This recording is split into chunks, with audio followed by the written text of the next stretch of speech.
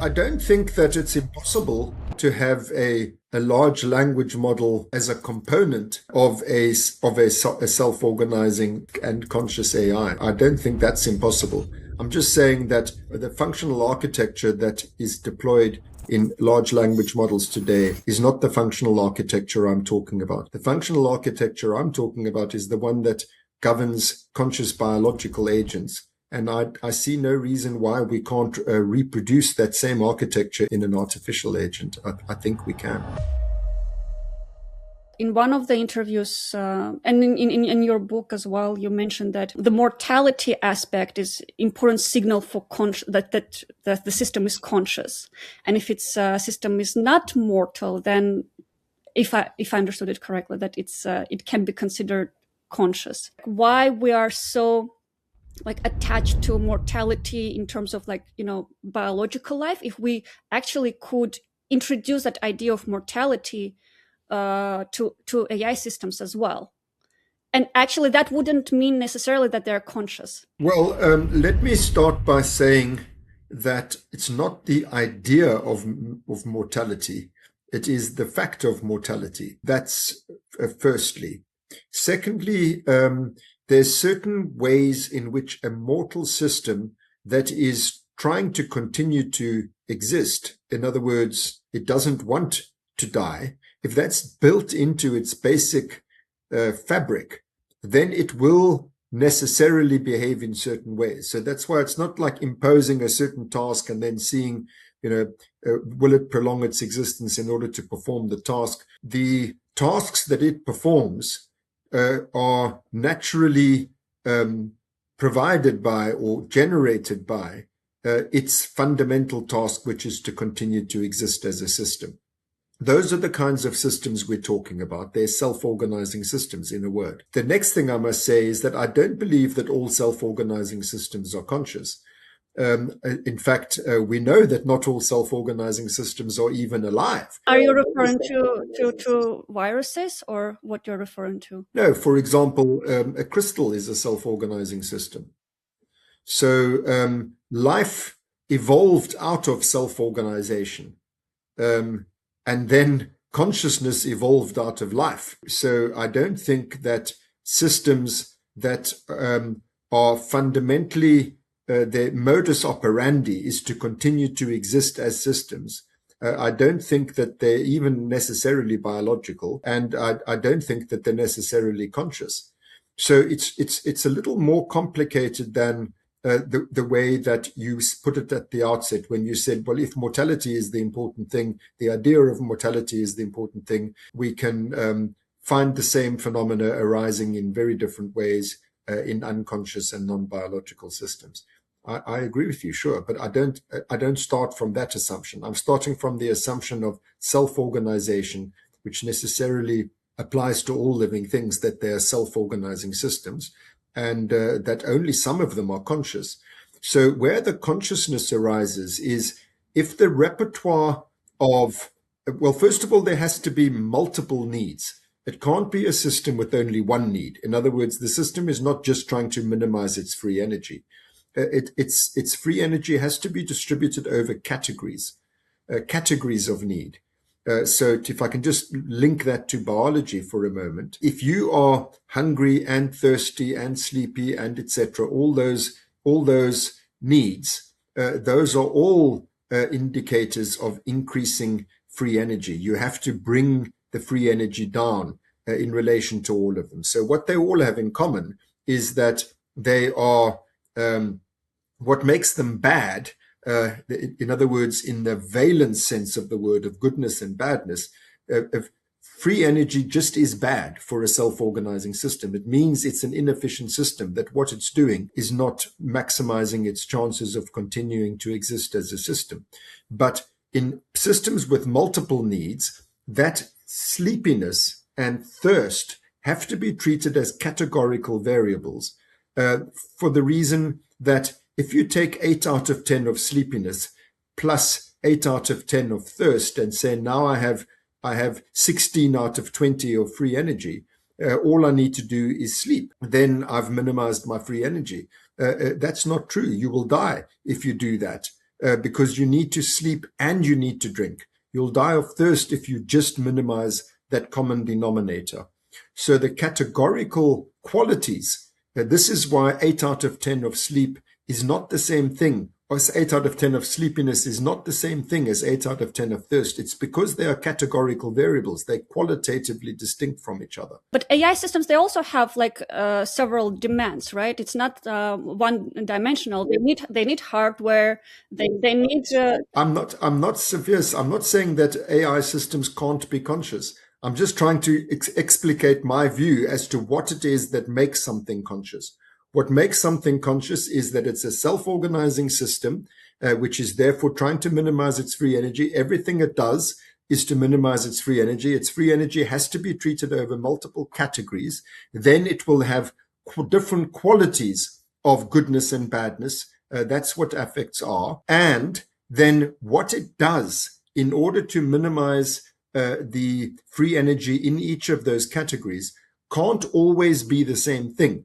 It has to be something where it's palpating. Is this policy working or is it not working? That it has to prioritize which of these needs am I going to act upon, and then it feels its way through what it's doing in its uncertainty in what it's doing. That is what gives rise to consciousness. Consciousness is felt uncertainty in relation to preferred states, in relation to multiple preferred states. I think that an AI that functions on that basis, there's every reason to believe it could be conscious, because it means it has subjective states that matter to it across multiple qualitative categories, and it uses that to guide its voluntary action. That's I think what feeling is. But what makes you think that AI systems are not like that even now? Because they still require several like conditions to exist. They are not self-organizing. If you're talking about LLMs, or I don't know what you're talking about, but most of these are not self-organizing systems. Their modus operandi is not, they're trying to confirm the hypothesis, if I do this, I shall survive. That isn't the basis upon which they operate. The fundamental design principle of a self-organizing system is that. And that's not the design principle of a large language model. I agree that it's not self-organizing just yet, though it is a complex system. It's not just LLMs. It's like there are like multiple like modules that work as a system. But it doesn't mean that even with the current hardware that we have and the current like premises that we have, that they can at some point start becoming like self-organizing systems. I don't think that it's impossible to have a large language model as a component of a self-organizing and conscious AI. I don't think that's impossible. I'm just saying that the functional architecture that is deployed in large language models today is not the functional architecture I'm talking about. The functional architecture I'm talking about is the one that governs conscious biological agents. And I see no reason why we can't reproduce that same architecture in an artificial agent. I think we can. Do you understand correctly that with the current, so the current architecture, are you referring to transformers or like in large how like AI models are trained right now? The way that they actually function is, I don't need to explain to you what they're doing. They're basically playing a particular role and coming up with what is the most expected way in which a human being in this situation, what they would be saying if in this role, and they produce the text that fits that. It's not role playing is very different from trying to survive. What we should change in terms of designing AI systems that to enable that behavior that you're talking about? Is it on algorithmic level? Is it on hardware level? It's on the functional level. It's that they have to have endogenous needs. In other words, needs of their own. The need relates to its own continued existence. That's the basic thing that living organisms are doing. They're all living organisms, plants, fungus, everything. It's everything that it does is fundamentally rooted in an architecture which is trying to persist. The architecture itself is trying to persist as an organization. It's trying to not lose its organization and dissipate. It's that principle that I'm talking about. It's not a principle I'm sucking out of my thumb. It's the principle that organizes living things. And I'm saying that same principle, I don't see why it can't be artificially engineered. I don't see why any other architecture should give rise to this thing called feeling, because that's what feeling is. Feeling, in my view, is the most fundamental form of consciousness. And what it is what I just described. It is the state of being a system that is trying to persist as a system. It's a blanketed system that's trying to resist the dissipative forces of its environment and to continue to maintain its own organization. Such a system has intrinsic values of its own that apply to it and only to it. And what it does in relation to those valence systems are voluntary, truly agentic behaviors, which it is the success or failure of which it have existential qualities for the system. And this is what gives rise to affect. This is what affect is. Any system that has that architecture could potentially be conscious. It's conceivable, if this is what you're saying to me, it's conceivable that some other architecture could also give rise to consciousness. But, we know that this architecture gives rise to consciousness in living things. I don't know. I don't have any reason to believe that any other architecture would, but it's conceivable that some other architecture would. How AI should look like, and how it should interact with you, so you're convinced that it has this intrinsic values, and it has this its own autonomy, and would make you think that maybe it is conscious. There are two answers to that question. In other words, I need two things, not just one thing. The first is that there's certain tests that we use, and I'll give you an example of one in a moment, which are critical tests for, does this system have feeling or does it not? And then, because it's so easy to mimic behaviors, I would secondly also want to know, is the architecture by which this behavior that led it to pass that test, is that architecture plausibly the sort of architecture which could generate felt states? It's not only the behavior, it's also the way in which that behavior is generated. So I'll give you an example of a critical test, and I don't mean to say that this is the only one. I'm just trying to illustrate the sorts of tests that I would find persuasive. There's a test called the hedonic place preference test. Hedonic place preference. How it works is you put, say, fishes. This is a test that's been done with zebrafish.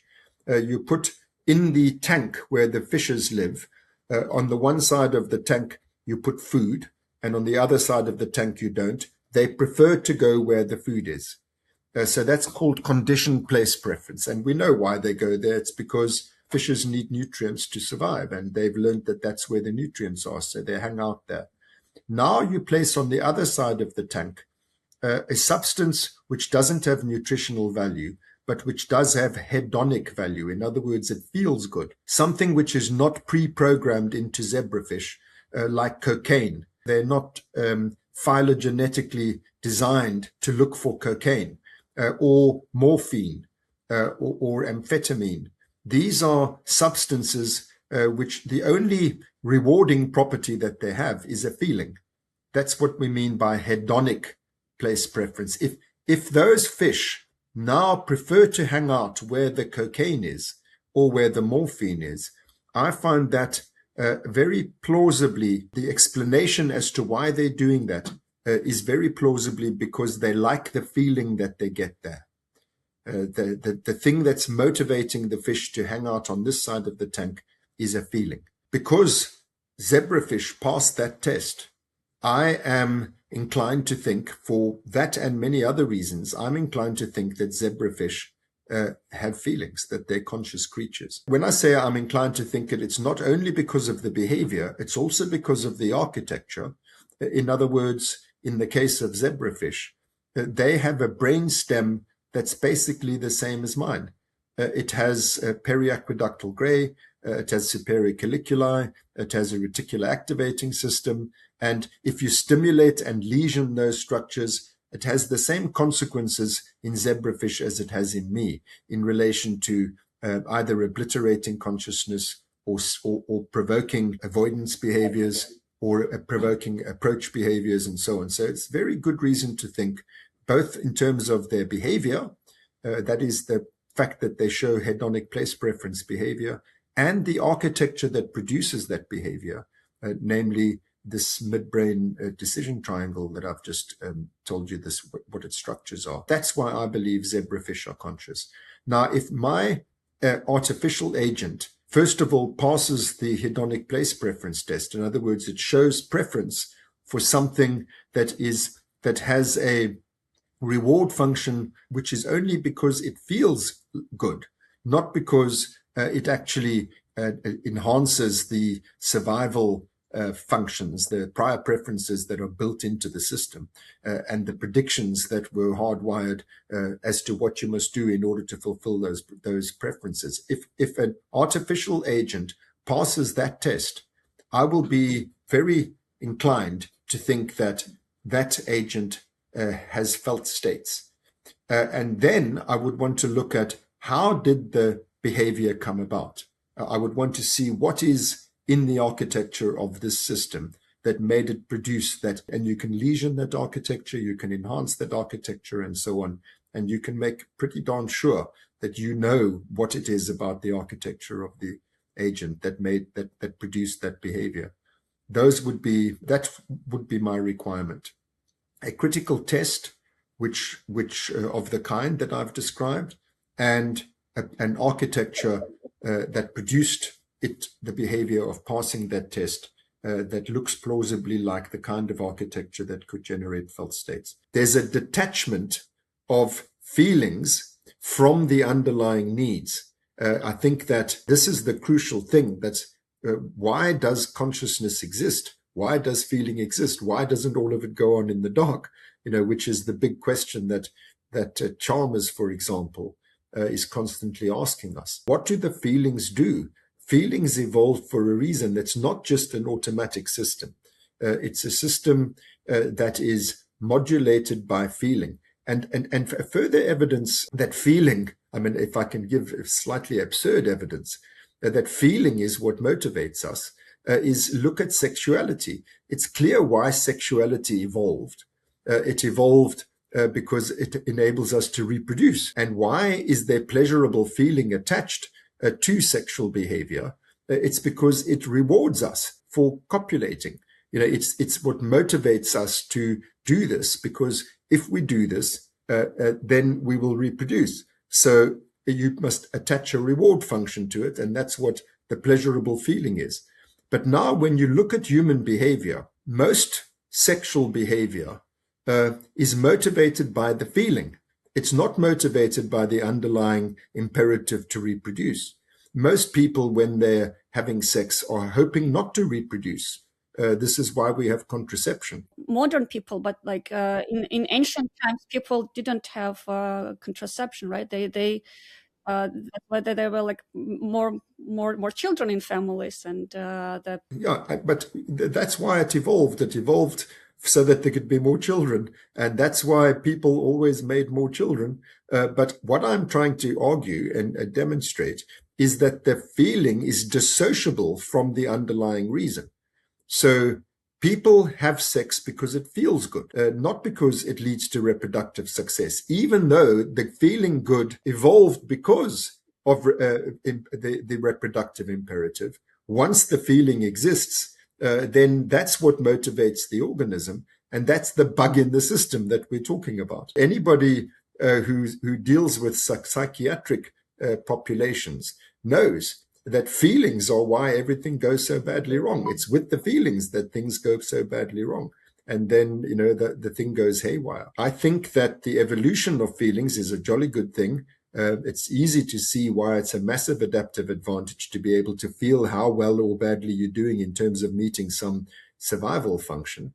But the fact that feelings then are what motivates you, it's a proxy for the survival function, that introduces a glitch. So maybe another test of consciousness, to put it more broadly, if artificial agents start to become neurotic, that will be another reason to start wondering, inferring that they may have subjective feeling states. They're not such rational creatures then. You're saying that that feeling is not attached to that survivability. It's just a proxy for survivability. It's a proxy for it, and I can give you. There are many reasons of why we believe, why I believe these things happened. But one very simple reason is that we can't possibly have oracle-like access to everything that's going on inside of our bodies and everything that's going on in the world. Feelings are a proxy for what's going on. It's a kind of a summation, a kind of a summary, and inherent in that is that there's a degree of uncertainty. There's some noise. If you had such high fidelity that you could map one-to-one on the actual state of your body and the world in your predictive model, then your predictive model would be completely unwieldy. It would be utterly unusable in terms of its complexity. And the energy costs to be able to run such computational power would be, again, unworkable. The brain as it is, the human brain, uses up 20% of our energy supplies. There has to be a quota, a limit on how much fidelity there can be in your modeling of your body and the world. So this is one reason why it's a proxy. It's an inference about what the hidden real state of the body and the world are. To me, it feels like you're like too attached to brainstem.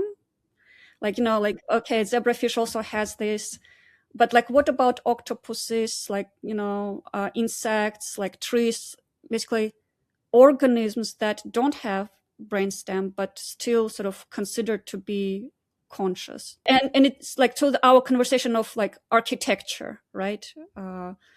So if the brainstem is an important component of that architecture, then how we could address those creatures who don't have brainstem in their architecture. I think that what you just said is correct when you say I'm too attached to the brainstem. The reason that I am attached to the brainstem is because I know that I'm conscious.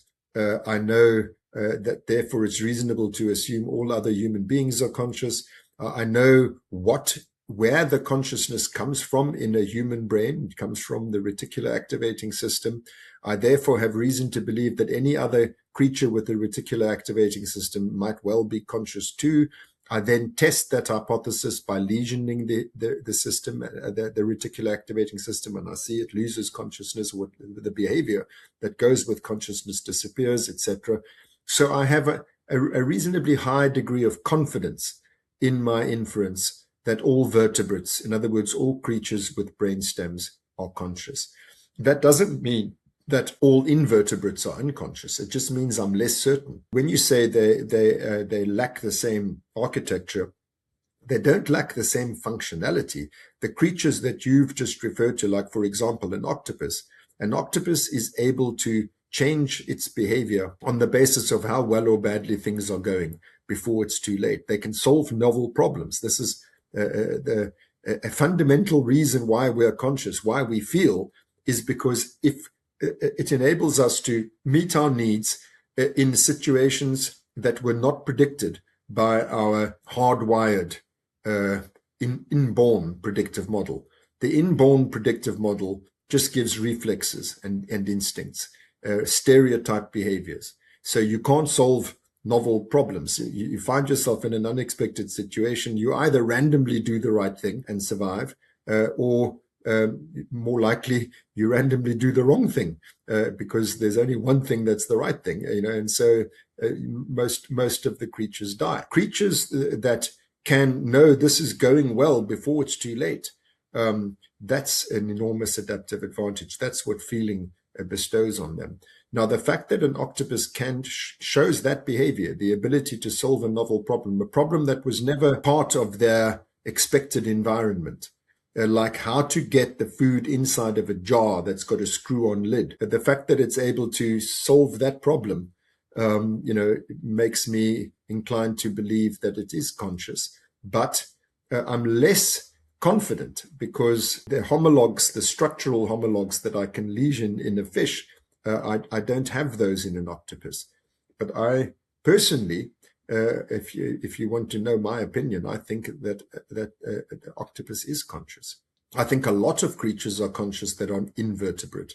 It's just that I'm less confident about that conclusion. Because they don't have the same architecture as we do, it just doesn't mean that they don't have consciousness. It's just you personally not as certain as and here we're using the word architecture in the anatomical sense, because I don't know what their functional architecture is if I don't know how their anatomy relates to the function.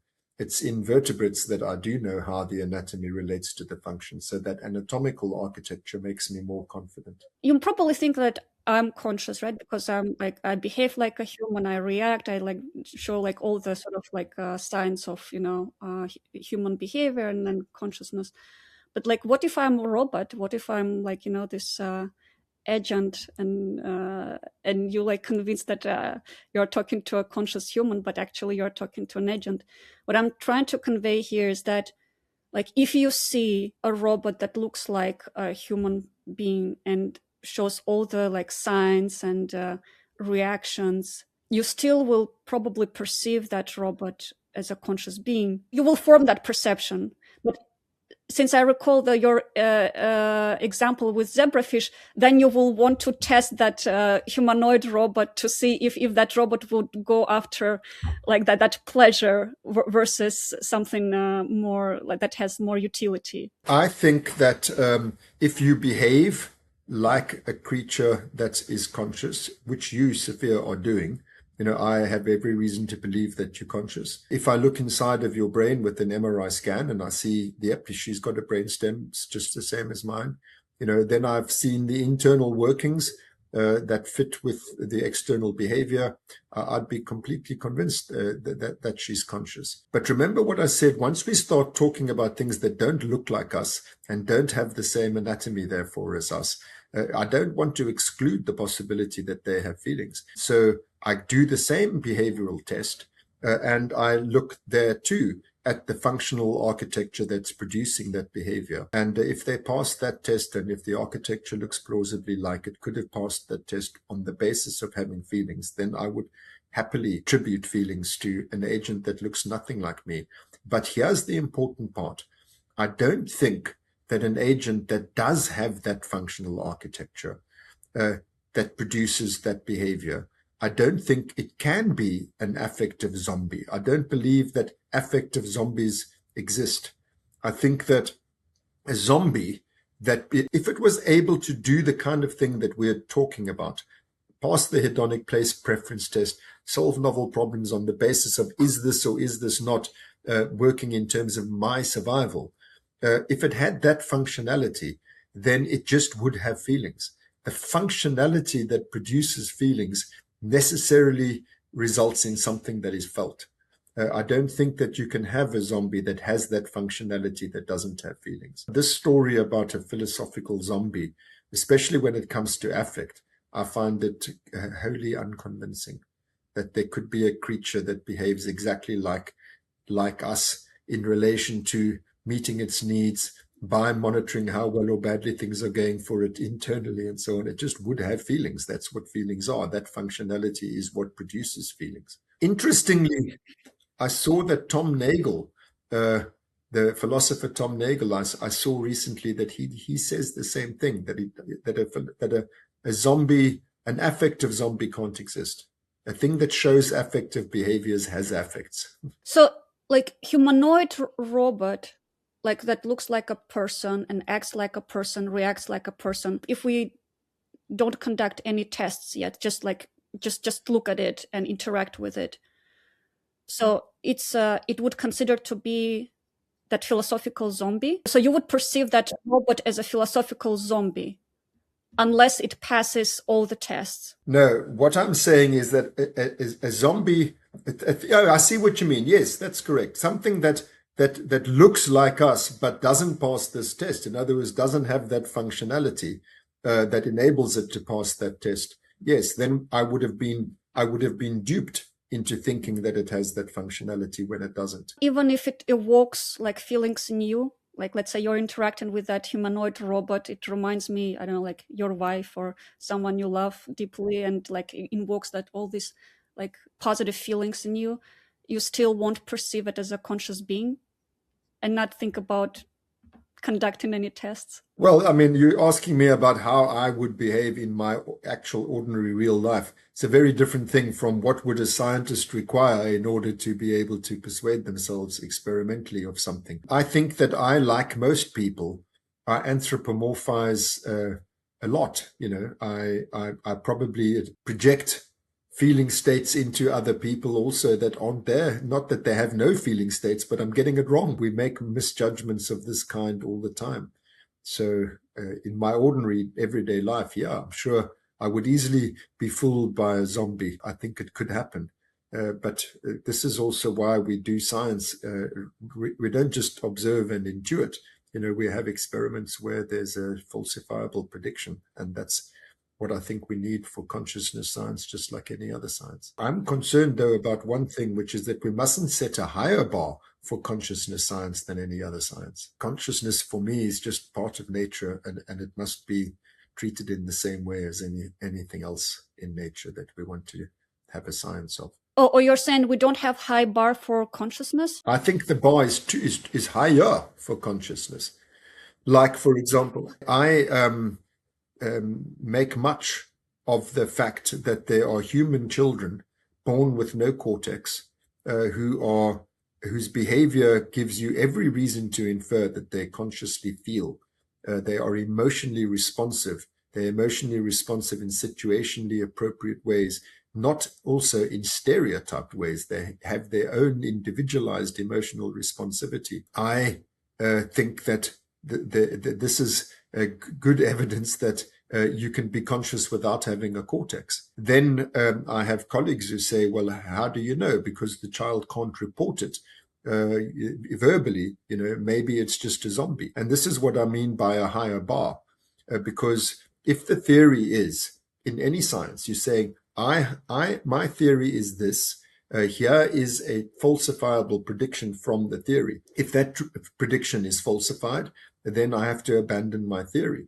So the theory, the standard theory in neuroscience is that the cortex is the organ of consciousness. I don't believe it is. I believe it's the brainstem. There's a testable prediction on the cortical theory. If you remove the cortex, you should remove all conscious responsivity.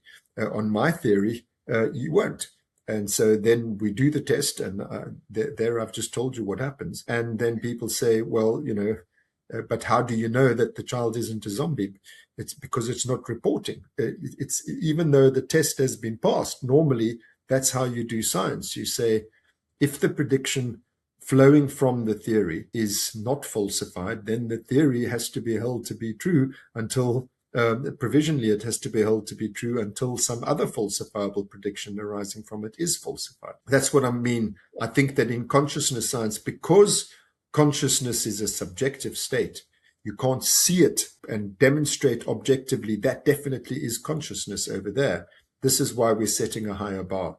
There are many things in science that we have to infer, like the Big Bang. You literally cannot ever see the Big Bang. It's not possible. But that doesn't mean that we say, therefore, I don't believe it happened, you know, because I can't see it with my eyes. The reason why I mentioned this, example with a robot that behaves like a human, like let's say it doesn't have, like, that robot doesn't have, brainstem, right? It has like very different, hardware, like silicon architecture, but it still behaves like a human and creates that perception of being conscious. What I'm trying to discuss with you here is that, like, the moral consideration towards that kind of robot, because it's not meeting that consciousness bar from, like your consciousness bar and like your consciousness criteria, but still behaves like a human. How we should treat that kind of robot?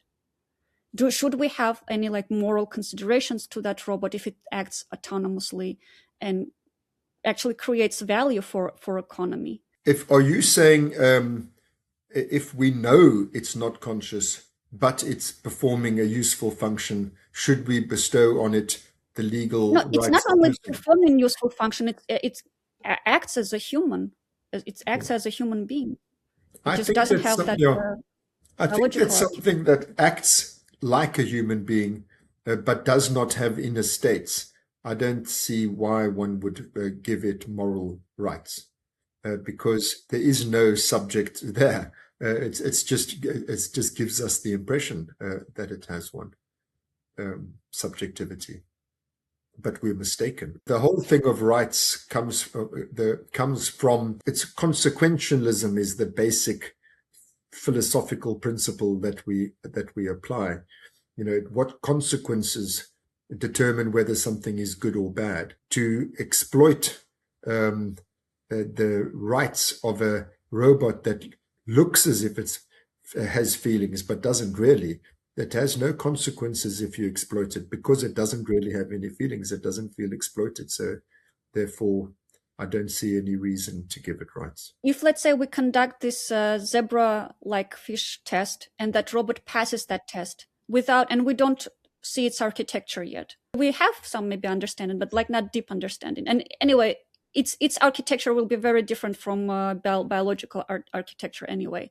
But it passes that zebra fish test. Then we would assume that it might have these inner states, right? And then what? And then we should consider at least giving it moral right? I think we should consider it. The more uncertain we are as to whether or not an agent has feelings, whether it be an artificial agent or an animal agent, the more uncertain I am, the more I think guarded we should be about violating the rights of such an agent. But I want to say something which I consider quite germane to this question, which is that I don't think that the exploitation of others, I don't think that the causing of unpleasure to others is an absolute, that should never be done. I think that there's always a balancing of the needs of each other. You don't sacrifice all your own needs for somebody else's needs because somebody else feels things. It has to be balanced against your own needs. So I think that if you generalize from that to the situation that we're talking about, where it's a question of humanity versus robots, I think that it mustn't be that, well, humanity has to sacrifice all of its needs in relation to robots. I think it must be a balancing of the robot's needs and the human's needs, if the robots are sentient, just as we do, in nature generally. Lions kill buck and eat them. It causes great pain to the buck, but that's what lions have to do in order to survive. I think it's on that sort of principle. There's no absolute prohibition on the causing of distress to others.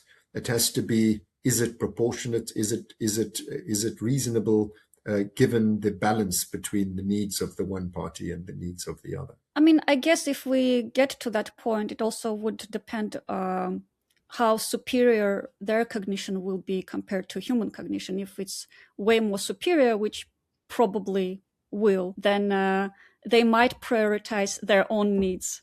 And then we're facing this doom scenario, right, of potential human extinction. That's right. So we were talking about protecting the the rights, having ethical regard for artificial agents. I think that that's one set of considerations. That what you're raising now is another set of considerations, which is concern for ourselves in such scenarios. And I think that the time has certainly come. Obviously, many people think the time has certainly come for us to be concerned about that too. To what extent is the rise of artificial intelligence harmful to humanity? You put this, like equal sign between feeling and consciousness, and that consciousness arises from brainstem. But, that sort of like self-model, self-awareness, it actually comes from cortex. It's like way more abstract than just feelings. But that self-awareness and self-model, it's also like part of consciousness, of like, it's also like property of consciousness. So how do you like combine them? Like I kind of see like some contradiction here. It depends on what one means by consciousness. This is such an elastic word. I use the most sort of elementary definition, the one from Nagel, just saying an organism has conscious states if and only if there is something it is like to be that organism, something it's like for the organism. So that's what I mean by conscious, the criterion that I used to judge. That does not mean that that is all that is meant by the word consciousness. There are self-consciousness, which is what you're referring to. In other words, awareness about my awareness about the awareness of others. That's certainly something different than just raw feeling. And I'm very glad for that reason to have a cortex. When I say that feeling and the most basic form of consciousness comes from the brainstem, requires only a brainstem, that doesn't mean the cortex doesn't add a whole lot more.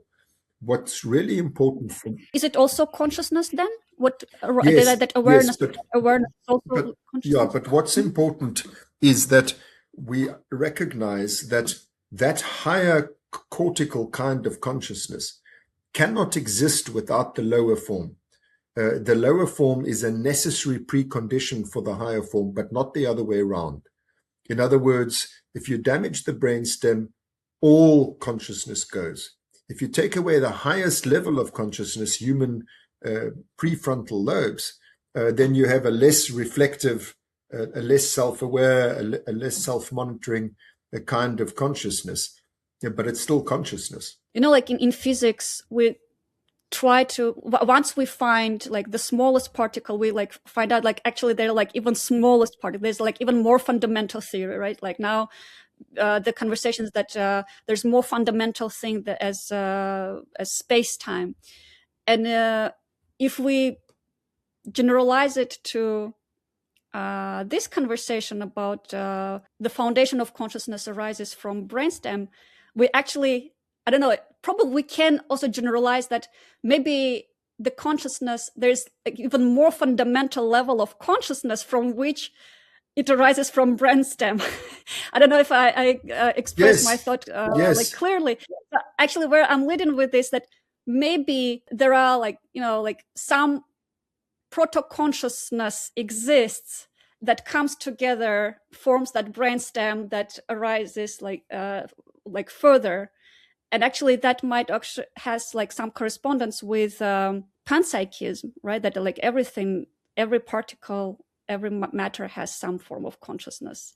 I don't know if it makes sense. Yeah, I don't. I mean, first of all, I agree with your point that there may be something more fundamental to consciousness than what I am talking about. In other words, there may be something underneath affect, which is, which we haven't yet got to. Fully accept that. I also think that there's some very intelligent people who are working along those lines, like Mike Levin. I'm sure you know Mike Levin. Yeah, I spoke with him. Yeah, so his whole way of thinking, I find it very compelling.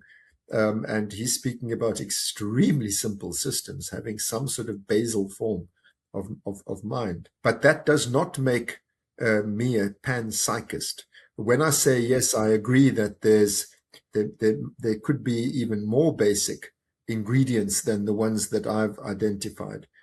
I don't think that necessarily implies that everything has got those ingredients, especially bearing in mind that it's not just a matter of ingredients, but how they combine. I think that we know the universe existed for a very long time before life evolved on Earth. It's very hard for me to believe that before life evolved, there was already consciousness. Consciousness seems to me to have evolved out of life. That necessarily means that the ingredients for consciousness were already there. The ingredients were there even before life, but they weren't organized in the way that gives rise to consciousness. So it's an organization of those ingredients at a certain level of organization. I think that it also that although there must be some gray area where consciousness is kind of like not there, then partially there, then fully there. I imagine that gray area mainly in the form of sort of fleeting moments of consciousness. I think more in terms of that there would be a creature which is mostly doing everything automatically, and then there's this uncertain situation where consciousness flickers and then it resolves that crisis and then does everything automatically again. I think it's something like that, probably. The dawn of consciousness was a sort of flicker, flicker, flicker. I also think, by the way, now that it's on my mind, that our own consciousness is not as continuous as we like to think it is. I think that even our human consciousness is much more interrupted than we just smooth the interruptions retrospectively. Tell ourselves we were there all the time, but I don't think we are there all the time. Yeah, like those discrete moments that represent it as a continuum, right? So it's again, it's much easier to build that map of reality. It's interesting. I think Stuart Hameroff, he said that it's actually opposite to what you're saying, that like there's a consciousness and life evolves from consciousness. But interestingly, he says, like he mentioned about this like moments of pleasure in very, very, very simple organisms, that like it also comes from pleasure, or that feeling like it feels good. And this is how like that consciousness arises. It's just interesting how people with very different perspective on consciousness actually talk about same principles, just like same principles in different systems. And actually, since you mentioned Michael Levine, when I spoke with him, he actually gave this very interesting example. He says, okay, if your neighbor has like replaced their brain, like more than 50% with machine, but still like the same neighbor, right? Like same like identities, just like half of the brain like is machine. Like, is it still considered to be conscious being or not? It's I guess it actually made me think about, again, arguing with you, is it necessarily to have this brainstem architecture for consciousness? If we really, like merge with machine, I don't know in what shape or form it will take, either, like uploading consciousness to the cloud, or like, I don't know, like some different forms of like merging, like replacing ourselves with machine. But still that identity probably, right, will remain. What I think, Sophia, is that there's two possible meanings of what he said there. The one meaning is if you take one neuron at a time out of my brain and replace it one at a time with a silicon artificial neuron that has the same functionality, but it's not my neuron. It's just a instantiation of the same function in silico. I accept that you could not only replace half of my brain, you could replace all of it that way. It would still have the same functionality, so it would still be and conscious. We will replace your brain stems as well, right? Yeah, neuron by neuron, sure. Because what you then have is a system that's doing exactly the same thing that it was doing in the first place. And that's exactly what I was saying. I'm saying anything that has that functionality, I believe it's capable of feeling. But there's another possible way of interpreting what you've just said, quoting Mike Levin, which is that if you add to your brain more and more artificial devices until you are 3/4 artificial devices, then are you still a single conscious being? And I think about that there's no reason to believe that the devices are conscious any more than there is to believe that the computer that you're using is conscious. It's an extension of you. It's just not in your head. That doesn't really matter whether it's in your head or not.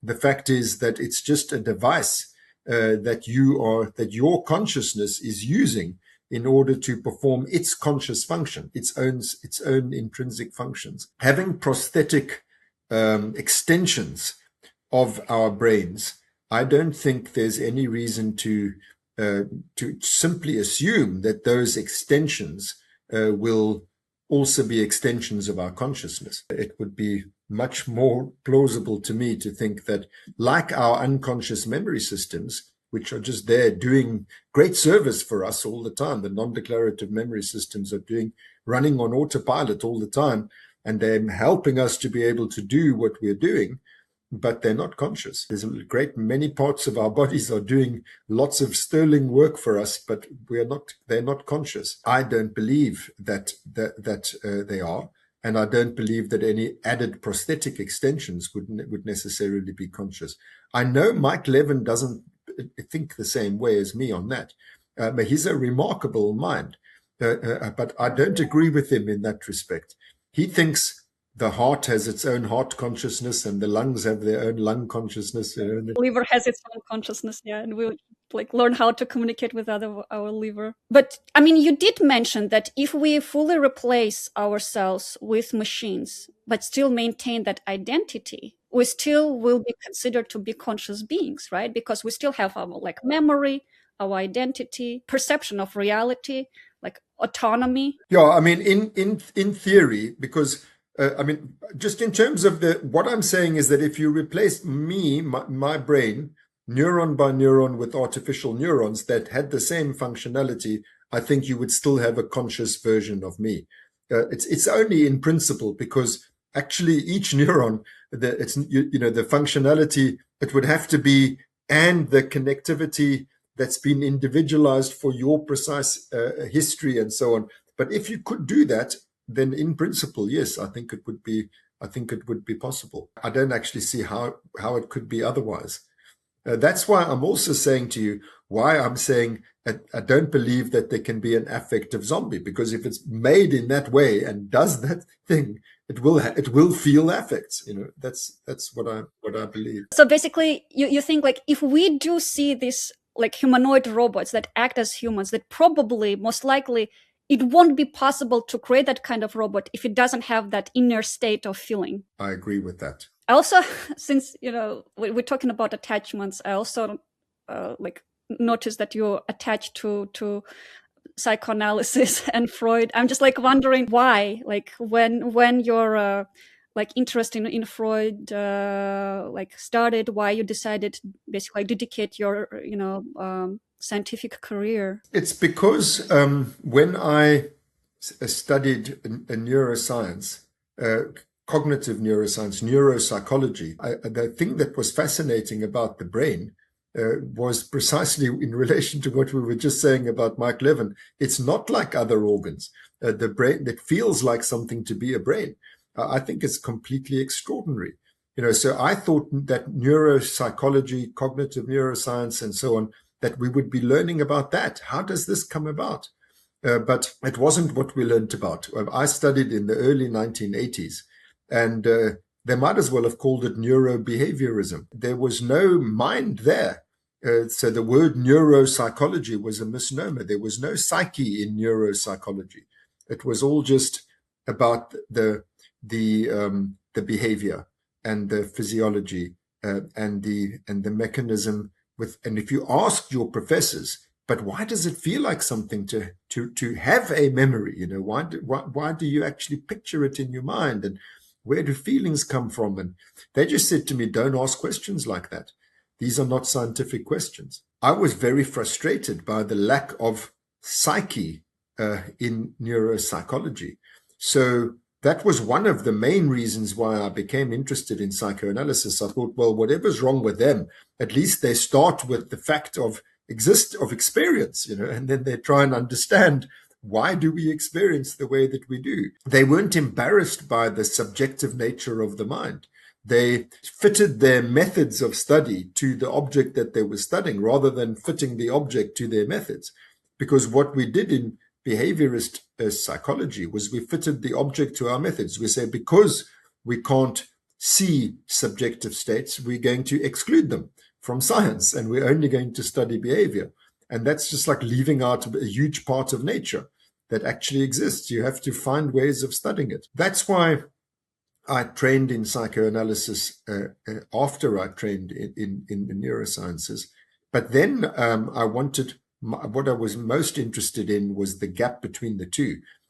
I wanted to bring those subjective concepts and methods into neuroscience, but I also wanted to bring into psychoanalysis some more objectivity, some more scientific rigor. So that's what I've the main thing I've done with my scientific life is try to build that bridge in both directions. Measure that subjective experience, right? Like bring more scientific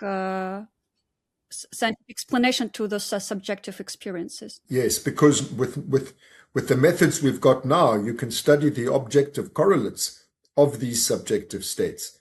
Psychoanalysis studied only the subjective states and took guesses about what the underlying mechanisms were. In neuroscience, in the days when I was trained, in the early 1980s, it was you looked at the objective evidence and you made inferences about the mechanisms, but not about the mechanisms that gave rise to the subjective states. They were just excluded. And I'll tell you something, you will never understand how the brain works if you don't take account of what feelings do. Feelings explain a very great deal. Our subjective states explain a very great deal of why we behave the way we do. And so that's why I wanted to look at it from both sides. And you just personally found Freud's theories more compelling to explain those. I've told you the main reason why I wanted to train in psychoanalysis. The second reason was that I was doing research in the 1980s on the brain mechanisms of sleep and of dreaming. And I made a sort of a fortunate, lucky discovery, which is that the brain mechanisms that generate dreams are not the same as the mechanisms that generate REM sleep. They dissociate. So the mechanisms that generate REM sleep are cholinergic. They're driven by a neurotransmitter called acetylcholine. And the mechanisms that generate the dreams are dopaminergic. They're driven by dopamine. And the part of the dopamine systems in the brain that drives dreams is the part that used to be called the brain reward system. And I thought, gee, isn't that what Freud said? That dreams are wishful. Dreams are positively motivated, that you're trying to get a reward in the dream, even though my dreams didn't look like that. I don't see many rewards in my dreams. But there I saw the evidence, that there's somehow coming from the other side of the microscope, Freud, from studying subjectively, he said there's a wishful state underneath the dream. And then I studied from the objective side, looking at brains, and I found actually the wishful part of the brain is generating the dreams. So that made me much more interested in him than I might otherwise have been. I thought, gosh, this guy. But then the other thing was I discovered that Freud was a neuroscientist. Freud had been a neuroscientist for over 20 years. He published lots and lots and lots of very good neuroscientific papers. So within the psychoanalytical world, this was somebody who I could relate to, his way of thinking. Plus it linked with my own research, which was on sleep and dreams and so on. So it was just natural. And if you're interested in psychoanalysis, well, Freud was the kind of foundation of it all. So I just mostly stuck with the foundations. Like I'm doing with the brain, I'm just sticking with the foundations.